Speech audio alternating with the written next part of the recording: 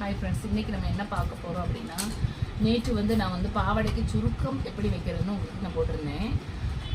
இப்போ இன்றைக்கி என்னென்னா, அந்த சுருக்கத்துக்கான கயிறு எப்படி நீட்டாக தைக்கணும். உள்பாவடைகளுக்கெல்லாம் பாட்டி பாவாடை தைப்பீங்க இல்லையா, அதுக்கெல்லாம் கயிறு எப்படி வைக்கணுங்கிறது தெரியும் இல்லையா. இந்த திருகி வரும் இல்லையா, திருகாமல் எப்படி வருங்கிறத நான் இப்போ உங்களுக்கு தச்சு காட்டுறேன். இப்போ பார்த்துக்கோங்க. ஆல்ரெடி நான் இந்த பாவாடை தச்சு வச்சுருக்கேன். இப்போ எப்போவுமே நம்ம கயிறு வைக்கும்போது உள்பகுதியிலேருந்து வெளிப்பகுதி திருப்பணும். அதனால் வெளிப்பகுதி உள்பகுதி பார்த்துக்கோங்க. இந்த கயிறுக்கு நான் 2 இன்ச்சு அகலம் எடுத்திருக்கேன். நீளம் இடுப்பு சுற்றளவுலேருந்து டபுள் மடங்கு எடுத்திருக்கேன். இப்போ நம்ம அதுக்கு கெட்டுறதுக்கும் சேர்த்து நம்ம தைக்கணும்.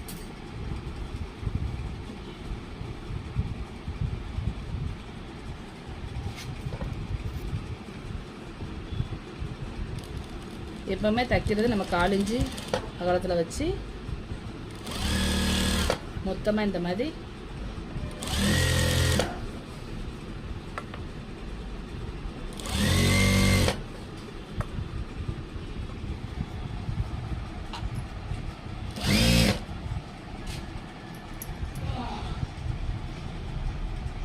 சொல்லுங்கப்பா, எப்படி இருக்கீங்க? வச்சு நம்ம எடுத்துக்கிடணும். எடுத்துக்கிட்டு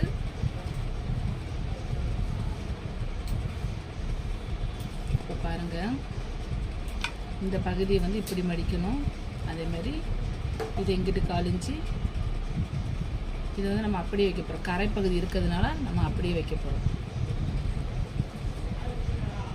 இந்த மாதிரி நம்ம பிடிச்சிக்கணும்.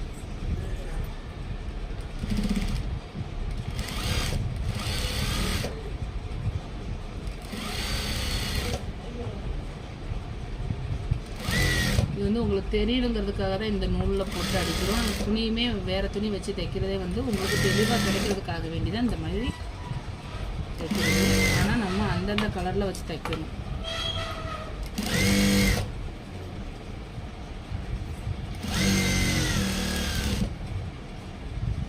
அதேமாதிரி இந்த எண்டுலேயும் நம்ம இதே மாதிரி மடித்து இது ஒரு மடக்கு, இந்த மடக்கை ஃபில் பண்ணிடணும்.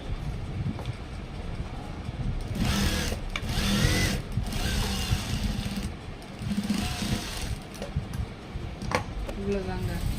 இப்போ இந்த சுருக்கம் எதுவுமே பாருங்கள், நேராக இருக்குல்ல, இவ்வளோதாங்க அந்த தைக்கிறது.